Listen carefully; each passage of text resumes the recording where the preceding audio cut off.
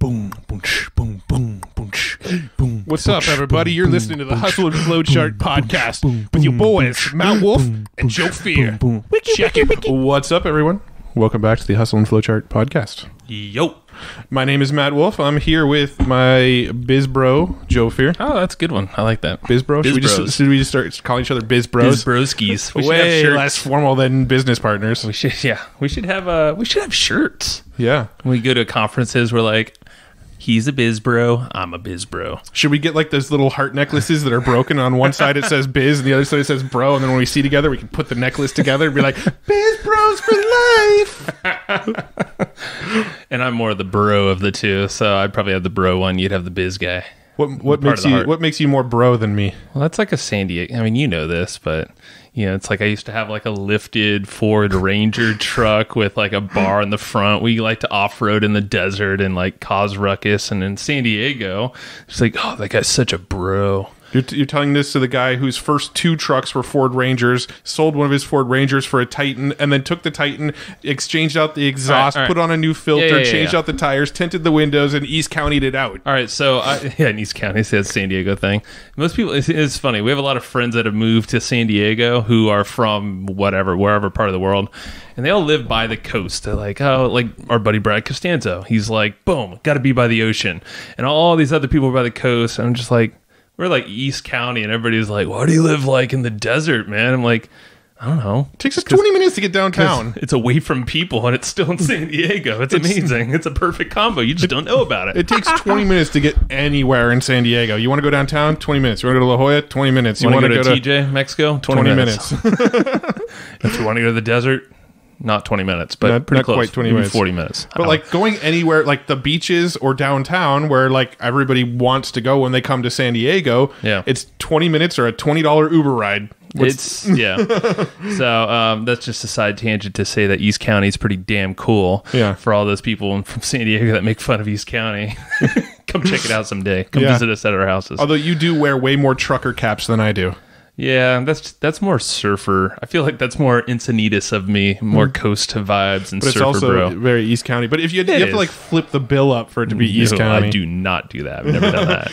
Anyway, so we are doing another duet today. Yeah. We're doing another therapy session. I think we should start calling them therapy sessions instead of duets. Well, this is what we were saying after we recorded the last one, is like, it just feels good to just talk, and I don't know. Yeah, and I like we just can't shut up, and this is like literally this thing will probably end with a knock on the door from Matt's wife going, "Dinner's ready." That's probably very true. And then that's my cue to leave without causing too much of a ruckus and saying hi to his kids and getting hugs or whatever. But no, I mean it's like funny.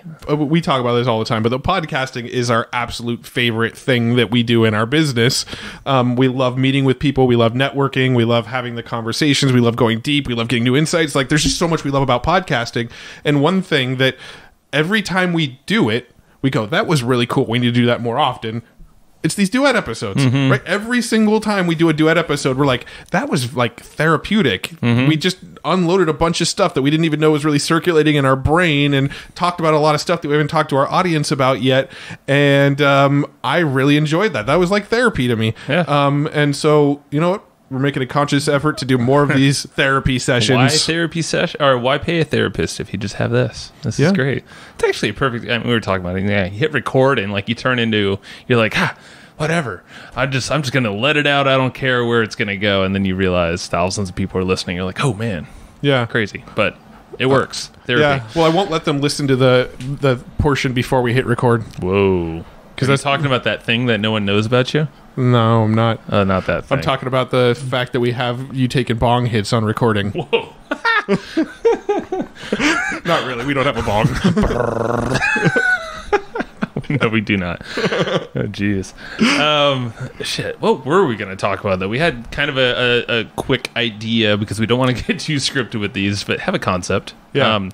So we were just talking with. I'm seriously asking you, what were we at? Well, we just got off this recording with. Yeah, that's right. With Joss from his podcast, and on that podcast, we started to kind of. I actually really liked being interviewed on his podcast because he sort of. Most people want to get tactical and in the weeds and talk about the traffic strategies and stuff. And we love talking about that as well. I mean, we nerd out about that just as much, but I really love it when we actually start getting into those conversations about like what makes us tick and the mental game and the why the way we are the way we are. And Joss kind of started to go down some of those rabbit holes a little bit with us. And so I love it when shows do that. And so after we got off it, we're like, let's kind of stay in that vein. Let's kind of continue the conversation that we were having with him, but let's make a duet episode for our own show. Yeah, and specifically, like, the stuff he was asking about is, like, revenue. He's asking about revenue. He's asking about our expenses, our overhead, our kind of what we see this company evolving into from where it is now. And, like, we talked about all this stuff that wasn't our typical, hey, how do you drive traffic? And how do you do your podcast? Even though we talked about that. It was kind of all over the place. But it really, it actually got us thinking, because we were rattling everything out that he was asking. But then I was like, you know what? Yeah, we've been at this for 12 years, Matt and I, not completely as a partner, as partners the whole time, but a lot of the times. And we built this business in a way that it suits our lifestyle. It suits what we actually want in life, which is to have fun, be secure, but also just give value. We always want to experiment and then have an outlet. Something like a podcast like this is our outlet, is one of them right now. And we were looking at this, and we've been told that our business currently, as it sits, should be like 7 times more revenue. We should be making 7 times more revenue or more in a different space, like real estate. A few people have told us this, and we've kicked ourselves in the past. We're like, damn it, why aren't we making more money with the work that we're doing right now? We're so damn smart. We have this network, we have this podcast, these listeners, all this stuff. And, we hear that, and we're like, you know what? It's all right, because throughout this whole process, we're building this network. This thing has this compounded effect, and it almost feels like the less we try to grow that network now, it's just give more, keep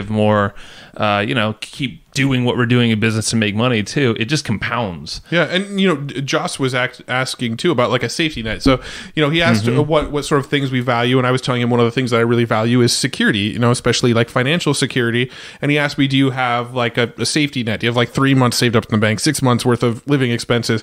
And I went, no, our safety net is essentially our network, right? Because we know that if you took our mailing list away, you turned off our payment processors, you took everything away that we currently have in business, but we still had our network. We still knew the people that we knew and still had the friendships and the bonds that we've sort of cultivated over the years. If we still had those, we can get back on our feet. Yeah. We know we have people that we can go stay at their house for a little bit if we need to. We know we have people that can, if we decide to go create a new product and start from scratch to launch it, people that would get behind us and be affiliates of it and drive the first bits of traffic. Totally. We know the people that if we needed to set up like some Facebook ads to drive a lot of traffic really quick, we know the people that we can talk to that would say, here, go set it up like this. A prime example of that is Andy Hassong. He's an amazing JV broker. He's been on the show, and definitely if you're looking for some dude to round up affiliates for you, go seek him out. Yeah. He gets our stamp of approval for sure.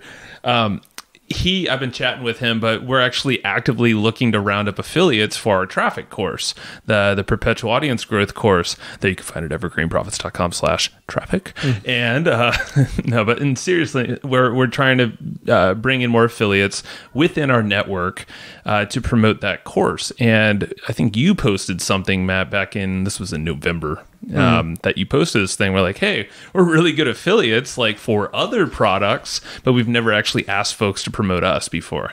And you posted that in I think on your page, and a bunch of people were like, oh yeah, of course, we'll help you out or talk to this person, whatever.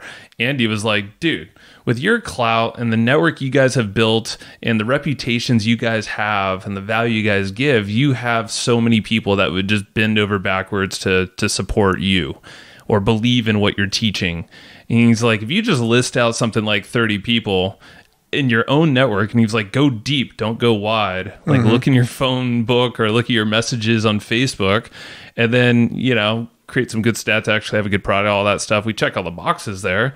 Put the offer in front of them. Just reach out and be cool. And he's like, You won't ever have to hire anybody for this. You won't even have to go wide because you'll probably make way more than enough money just with your own handful of people in your network. Yeah, and that's really it. Like the network is everything. And you want to know a little hack to grow your network really, really, really fast? I do. Start a podcast. Oh, I'm not gonna get on the whole podcast rabbit hole right now. But it's so obvious, Matt.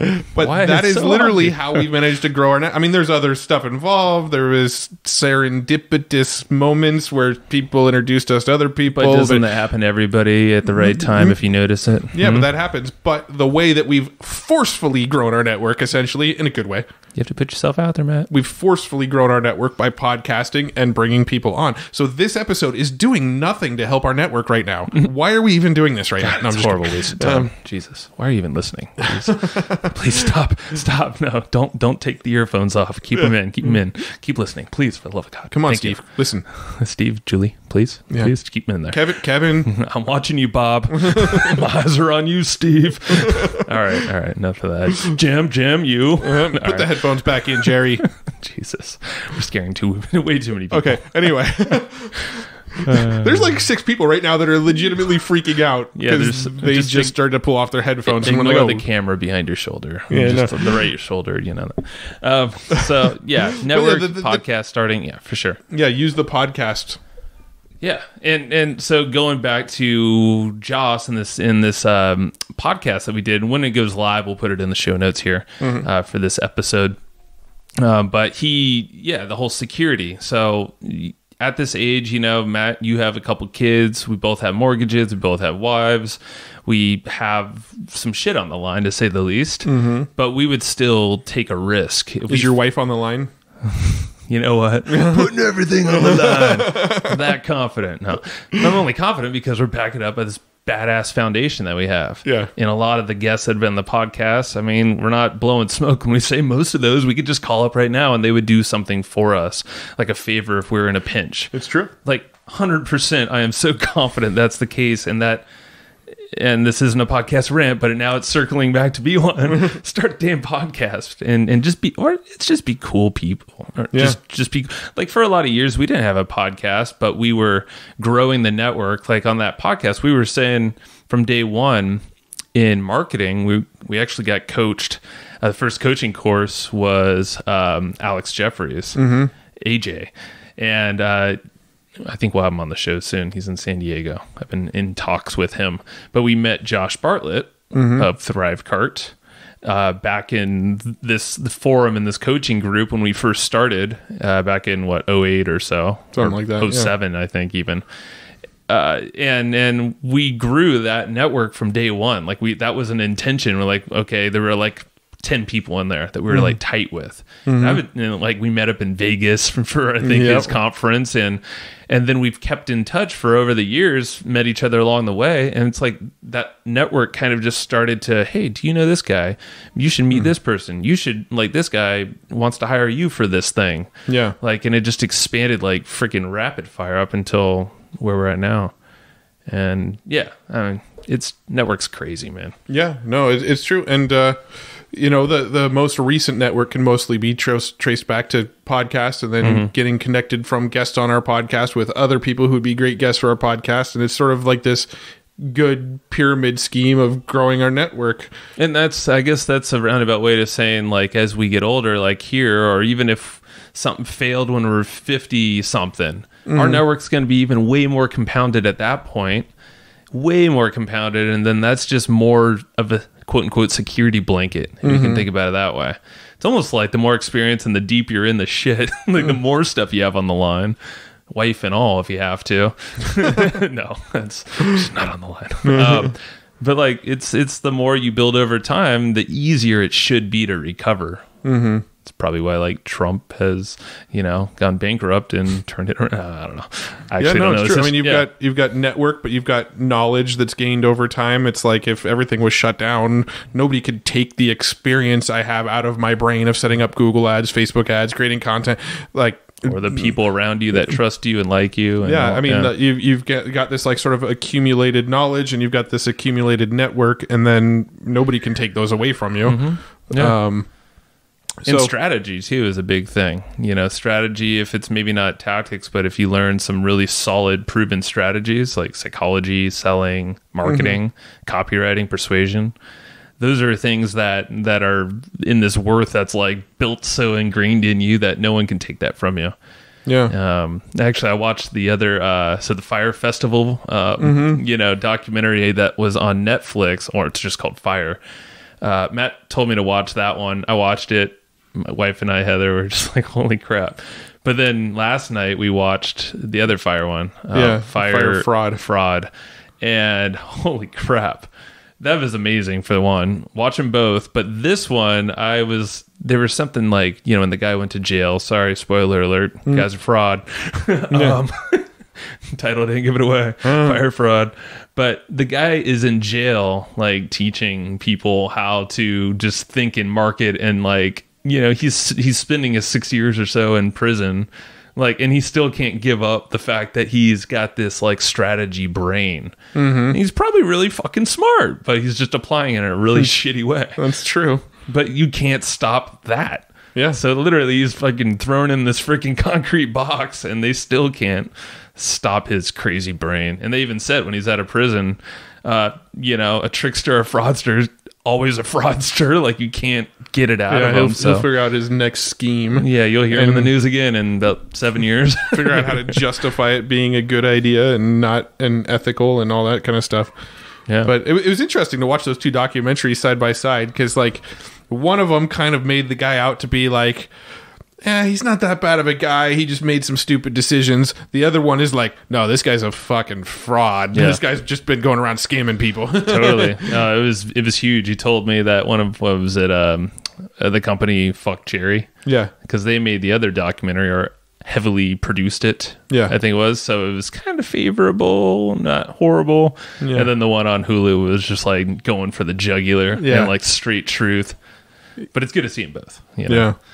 Just interesting. I would probably the order would go do the Netflix one first and then do Hulu, because it's like introduce you to this concept a little bit, niceties. Like, all right, now let's open the book and get to the real meat. Yeah, I think the Hulu one actually came out first. Like, it came out like the night before, because Hulu was trying to screw over Netflix. Netflix, like, they knew which day theirs was going to come out, so they went and were like, all right, fuck Netflix, let's release ours the day before. Yeah, I would say start with Netflix first, that one, and then go Hulu. Yeah. And then you'll get a full picture of what happened. Yeah. But that's all in all to say, like, dude, that you can't take away these qualities that you build up. I guess your network can fall away if you're like someone like a Louis C.K. or something. Yeah, but even with him, I don't really feel like his really close friends, his like tight knit group, abandoned him. Like, true. You listen to like the Joe Rogan podcast, and some of his friends have come on the Joe Rogan podcast, and a lot of them are actually defending him. They're like, yeah, he made some really bad decisions, but okay, I'll reframe this into, if you become a mass murderer. Yeah, that's probably not. Most people aren't going to have your back. Some people will. Unless you create like a cult to be a mass murderer. Like, you got the Manson guy, right? He got like other people to go do it for him. There you go. You just proved me wrong again. All right. Can't take it away. Whatever network you want to build. But that's just, I don't know. It's just, it got us thinking, that podcast with Joss, that the security thing, because we've thought about that before. And as entrepreneurs, inherently, we're going to take more risks. Yeah. It's just kind of in our DNA. But then I've never thought of the way that, like, we should be ideally, quote unquote, making more money, but it really doesn't matter if we're building this lifestyle that we already live. Yeah. There's always like this sort of like tug of war going on, at least in my brain, of like lifestyle business versus grow something impactful. Right. I think, and I don't know if you ever get this, we didn't bring any of this up before the call or anything, but like, I have this like tug of war that's going on in my brain of like, man, I really, really want this like lifestyle business. I want to like work as little as possible, spend time with the family, create experiences, spend way more time having fun than I spend working, right? I've got that kind of going on all the time, like just lifestyle business, make enough to do what you need. And then this other side of me going, yeah, but don't you want something that's huge, that employs a lot of people, that can make an impact on the world, that like, changes everything. And there's always this kind of thing going on. This hand motion does not look good, but nobody can see me. I'm doing a tug of war with my hands, but by myself. But anyway, so that like in my brain, it's like, fuck, I want to build something that's like just easy and provides the lifestyle and the money I need. But then this other side of me is like, but you can make something amazing. You can make something huge. You can make something great that like changes the lives of millions. And, you know, and it's like, oh, fuck, which voice do I give into? I have the solution for you. Yeah. By the way, Dan Ryan got that visual. So don't worry. Yeah, I'm sure he'll point out that visual. You heard that, Dan. Yeah. Confirm with us that you got that visual, please, once you hear this episode. A one-man tug of war. Oh, jeez. No, I think in between that tug of war is Matt, for one. But no, the solution, I feel like, is we can have a lifestyle business where we make as much money as we want. And that's involving things like real estate in the future, where we're headed as well, you know, along with some other places, are things and investments. But we give back. There's a percentage that we can give back. We don't have to employ the people, but we can make a massive freaking impact in the process. So it's a perfect balance where, yeah, let's lifestyle the shit out of this lifetime. Yeah. I don't want to stop having fun. I don't want to stop being tied down to one place at a, you know, every day kind of thing. You know, unless that's your thing, then fuck it, do it, you know. But if you don't want to be that person, to really just to play devil's advocate a little bit, I'm not disagreeing, playing devil's advocate, to be able to provide the funds to make a bigger impact in those other places, doesn't that mean working harder and being more willing to pull yourself out of the lifestyle sort of business so that you can make enough to not only provide for yourself and your family, but to provide for others? Yeah. So that it like I like your hand gestures. I'm very, very animated at the moment. But, you know, you've got these two sides of like the lifestyle business versus like make more, make something bigger, make an impact. I feel like those are sort of opposing forces that I have a hard time doing. I have another answer for you. Or a suggestion, we'll say. This isn't nothing is concrete, you know? Good. I'm glad I brought my therapist with me. Yeah, well, this is good, you know? You're asking the right guy, at least. So, no, you do what we're doing currently. I think our business actually has evolved into an interesting place where I think we're doing exactly what you're saying is necessary, which is it's grown bigger than the two of us and maybe a contractor here and there when we need them. You know, it's let's build this team that we can trust. Let's have an ops manager and Shannon and have some other very, you know, key people on our staff to get our backs, to answer the emails and to do these promotions, write the show notes, edit our podcasts, run all the shit in the company that we can't possibly do in the 24 hours a day. And then strategic partnerships.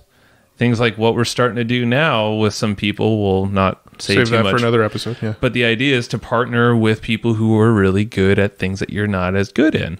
Yeah. And things like sales for us and copywriting are a couple of things that we know we aren't the best in. Yeah. And so we do that. Strategic partnerships. I mean, dude, with that, you can blow up any kind of business, or you can go into a different niche. Like we were told, we're 7x more valuable in, say, real estate niche or something like that. Yep. Guess what? You apply it over there, instantly you're 7 times more, ideally. And now you have 7 times more of the impact, or maybe more, actually. Yeah, no, I mean, that really is the way to do it, is grow something bigger, but systematize and make processes. Here's something else we can therapize on. That's good. Is therapizing a word? No, I'm just kind of thinking now. It's just funny because we rapping? Rapping? Wiki. No, I was going to say really quick because the rapists for 1,000 there. It's therapists.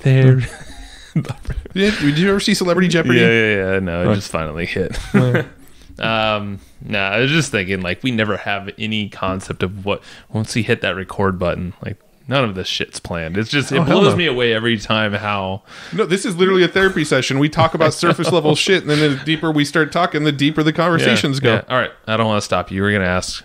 You were going to therapize on one more thing. So what I was going to say is, one thing I've never totally felt in my business, and I don't know, you may have felt this. I've never felt like I've been in a point with my business where my business grows without me. Like, other people are there growing the business.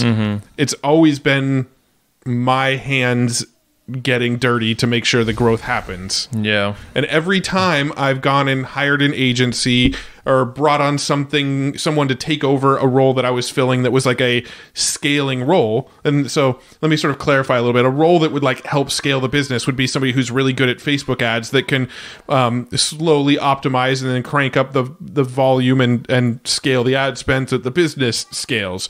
Or somebody that's like really focused on landing pages and like list growth and conversion optimization. Those types of people can really help scale your business. I've always been the person in almost every business I've operated in to be the scale guy, to operate in those positions where when these things happen, the business grows. And then I've always put other people in these maintenance roles. So, okay, cool. You make sure the Facebook ads just keep running. You make sure that you're mailing the list. You make sure you're responding to support. They've always been like these maintenance roles that have never really scaled the business. They've always been that maintenance place. And so I feel like one of the limiting beliefs that I have is that I need my hands involved for a business to actually grow. And I think even in our business right now, we don't really have team members in our business. Shannon excluded. I consider Shannon kind of like almost like borderline in the ownership group of people that are helping thinking of new ways to grow the business. She will be one day. But like outside of that sort of core three, there's nobody in our business that's doing things on a daily basis to make sure there's more sales happening today than what happened yesterday. That role falls on us. I follow you. Like you're the one going out getting people to be affiliates. You're the one going out saying, hey, can we get on your podcast? Or, hey, do you want to be on my podcast? I'm the one going in and getting Facebook ads and ramping up volume and optimizing the landing pages to make sure that the traffic we are getting is converting better. All the things that make our business scale and be bigger, a little bit bigger today than it was yesterday, are the things that we do. So I have some ideas on that. There was something that you were saying. You didn't call them levers, but there was like specific things. Oh, the growth or the scaling and the maintenance things. Yeah, we have like we've always had maintenance team. Yeah. We've never had scaling team. I follow you. So, and this is interesting because we're literally masterminding our business right now in front of you. This is really cool. This is a legit thing that's been spinning in my head, and we're talking about it for the first time right here. And this is just ideas I initially have is two things. Is we have to identify what those maintenance tasks are and things that we know will be okay as maintenance tasks. Okay, let's fill those by other people or automate them. Or and I feel like that's obviously the part we've been good at. We've been good at filling the maintenance roles. So, yeah, I know. And I figured that. I just wanted to clarify that. That's like one thing. First thing is identify and solve them. And then the scaling things, what I'm thinking there is pretty much what we're doing again, is where you can either hire or you can partner with specialized experts, specialized people in those roles. So, for some of these growth roles that we have, things like JVs, affiliates, sales, copy, emails, all that stuff, we're actively partnering with, a group of folks that are actually going to help us with something like that or something in that space. So those are specialized, folks who are doing that. And that shores up a massive amount that we could scale with. Yeah, no, I agree. I think the answer really is this path that we're traveling down. I think that's been in my head, just kind of looking in retrospect, like that is how things have always operated. It has. I agree. 100%. The closest I've come was when I was running Learn to Blog. Bradley and I hired Kurt Molly to run our Facebook ads, and he legitimately he would give me like a report every week of how we were doing, and I was actually seeing the work that he was doing make us more and more and more sales over time. Yeah.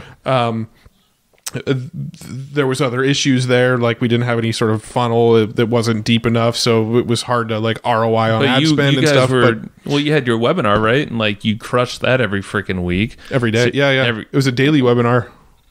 Wait, you were on a webinar every single day? Automated. We did a once a month we did a live webinar, and then once a week or every day we had the automated webinar going. Yeah. And then whenever a live webinar would outperform our previous like control, we'd swap that out as the automated webinar. Got it. Okay, so a new one every month. Got it. But Kurt really helped us scale there, but as far as like spend more money on traffic without going too far into the red to get back into the green, or back into the black. But anyway, that's kind of the only sort of experience I've ever had with there's other people working around me that are actively making sure the business is growing. That's not an owner of the business. But I think, some of the stuff that we're talking about doing, might as well just let a little bit of the cat out of the bag. But, we're going to be partnering with other people, as we've sort of alluded to quite a bit, to handle the parts of our business that we're not that great at. So actually bringing on not like contract team members, but actual business partners that can help with the sales side of things, like have phone teams that are amazing copywriters, that have people who write email on their team, and partnering with those people that are actively focused on scaling the business. Because I feel like whenever we hire agencies, it's tough. Well, Because that's why I didn't say agencies in there. I don't think that's. I don't think agencies are going to really be focused on scaling you either. I mean, they do have a benefit to scale you, right? Because most agencies are performance based, so their fee goes up the more traffic they send you, or the more ad spend they work on for you, or whatever. But the problem I've always had with agencies is we're one of 20 with them, and I don't feel like they're sitting around actively going, okay, what new technique can I test? No, they're looking at like all the data they have and going, okay, on average this is working the best, so let's do this with this account as well. And they're kind of just like looking across their whole portfolio of clients and seeing what's working for the most part for most people, and then installing that in their other clients. And when I would check in on like those types of agencies and be like, hey, how are we doing with our ad spend? They'd be like, oh, I don't know, let me check. Like, they're not on top of just your numbers. Yeah. Right. So that's why I think when you run, I'm not a huge fan of agencies for buying traffic for the most part. Sure. For that reason. But, partnering, they have a real stake in the game. They have a real reason to grow it and scale it and get in there and test new things. Agencies aren't going to go and be like, "Ooh, I have a cool new experiment I want to test. Let's go test it on this." They're gonna basically, my experience, most of them just kind of wait until we check in with them. And that's where agencies, that would not be my first pick at all. Is a specialized person who is a contractor, but is specialized in maybe working with like you and maybe a couple others max. Because like usually those folks have like an interest to at least, to basically give you a new system that works, that can scale. And maybe there's an option for you to fill it with a role of someone we hire, so it's like almost SOP. This is very similar to some of the Instagram stuff we're doing, is you work with a skilled expert to teach us something, build a system around what we have, and then essentially we hire someone to do the role, but get trained by that expert in their systems based off of our freaking platform. So it's like, really, it's kind of cool to think about it. But in the last however long it's been, we've been able to now start covering our email writing. I mean, obviously this is a work in progress, but email writing, copywriting, webinar, even salesmanship there a little bit. We do the content, but we have a lot of automated, people helping us with coding. We create the content ourselves. That's pretty much us, like in the content area, members area, follow up and all that stuff. But sales team will be a potential upsell there that we're working on. We'll see if that's a thing, but that's outsourced or, hired by our partner, that is, with this partner. And then, we have all the Instagram, social media, all this stuff. We have folks in there every day posting new things and automations. And I think that's more than enough right there. That shores up a lot of this stuff. I mean, when it comes to us, we're, our roles are more, just making sure the vision's going the way it should be, looking for opportunities, being strategic with partnerships and creating content like crazy. And man, I think we're well on our path right now. Yeah, and I think going back to this stuff we were talking about yesterday, and I think even a teeny bit on our last therapy session was the concept of sort of not comparing to where other people are. Instead kind of compared to where you were. And we were kind of getting into this discussion of, we have this contrast of where we see our friends in high school, and we look at where we are in our lives and our business, and we look at where they are in their lives and our business. And, from their perspective, they're like, holy shit, like you guys have made it. And they sort of ground us a little bit of going, man, we really kind of, the problems we talk about having aren't really as big Basically, problems you're saying, as we like, make them out to be. And You're basically saying like a bad sales day for us is like for them. They're like, holy crap. yeah, It's like, and that is honestly something we should check ourselves with, honestly, and ground ourselves. And I think I was even saying this on the last podcast when we're wrapping up but like keep tapping into the path that we've come and then check ourselves on the people that know, like, and trust us, where we're like, oh man, all right, cool. Yeah, we're up to some good here. Yeah, let's wrap up so you can go get in your Tesla, leave my mansion, and drive back to your mansion. Yeah, so I can work at my home gym. True story.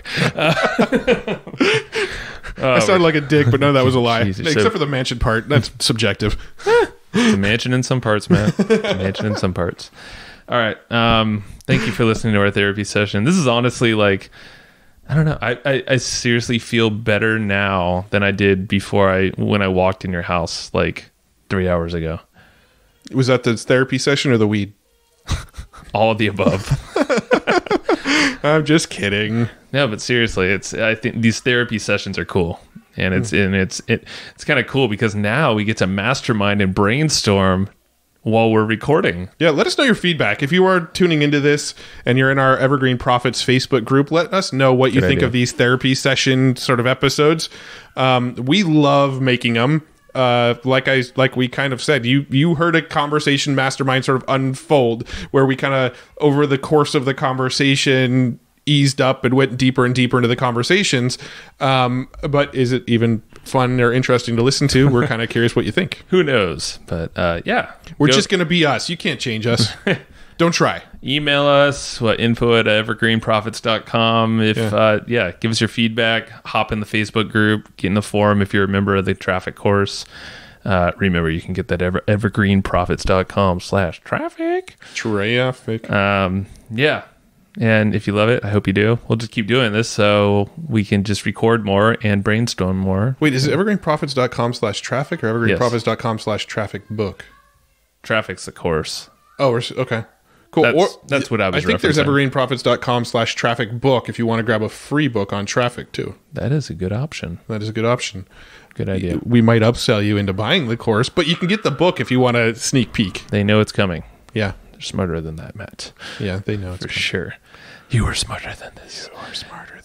All right. Well, thanks for tuning in. I'm actually like, it's funny because we're wrapping up this episode right now, and I'm like, I got like 3 more rabbit holes we can go down. I'm not going to, but I'm like, I got like 3 more rabbit holes we could go down right now. And I'm like, I'm like in the flow of like, dude, I'm digging this therapy session. Let's keep it going. And Joe's like, I got to get my butt out of here. You're keeping me from doing my stretches or whatever you're going to do. Stretches. I got to go home and do taekwondo or something. Yeah, what's the other one that I do? Jiu-jitsu. Yeah. And the other one, too. Kung Fu. Oh, that's a good one. That's my favorite. But I have another one, actually. The kickboxing. That's a good one, yeah. But there's that one. Where are you looking for me to go with this? I don't know. I'm just seeing how many fighting styles you can throw at me. The one where you smack around your dogs. Yeah, that's the one. Okay, no, PETA. Not true. It's called dog kwando. I don't know. Yeah, nailed it. Yeah, you just go home and kick your dogs. Jesus Christ, you're a horrible human. I don't know why you do this practice. That's not me. Hey, I'm going to reveal that thing about you that you don't want anyone to know about. Go for it. What is it? Because I'm still curious. The time. I'm not mentally, emotionally prepared for this, so I think it'll be next therapy session. Next therapy session. Okay. All right, tune in next therapy session to find out my deepest, darkest secret. It's pretty crazy. All right, guys. See you in the next one. Thank you. All right. Thank you. And I hope you just enjoyed this episode you just listened to. Now, right now, before we sign off, I have a few things I would love for you to do. So the very first thing is to go find our guest on Facebook and tell them that you loved their episode with us. That's going to help them just feel good about themselves, but also it's going to spread the word a little bit more for us. So go find them on Facebook. Everybody's on Facebook, and go say that you love their episode and maybe one cool thing that you learned there. The second thing is to go to iTunes and subscribe to our podcast. Just look up Hustle and Flowchart and hit the subscribe button. And the very last thing, the third thing, is to leave us a review on iTunes or wherever you're listening to this podcast and help us spread the word more. That's how more people are going to get this awesome knowledge, this cool podcast training, and a whole bunch of other cool free training that we give out at evergreenprofits.com. So that's about it. Go find them on Facebook, go subscribe on iTunes, and leave us a review. You would be amazing if you did that, but you're always amazing. So thanks for listening, and we'll catch you in the next episode.